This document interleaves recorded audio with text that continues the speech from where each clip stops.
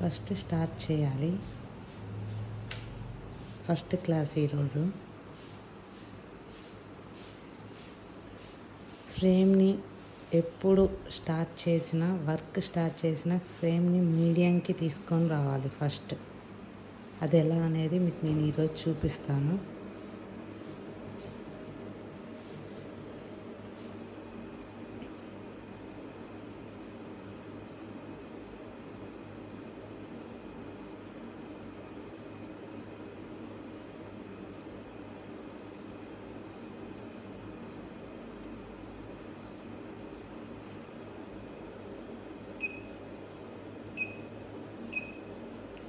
First frame ఇస్తాడు, వాళ్ళే ఇస్తారు.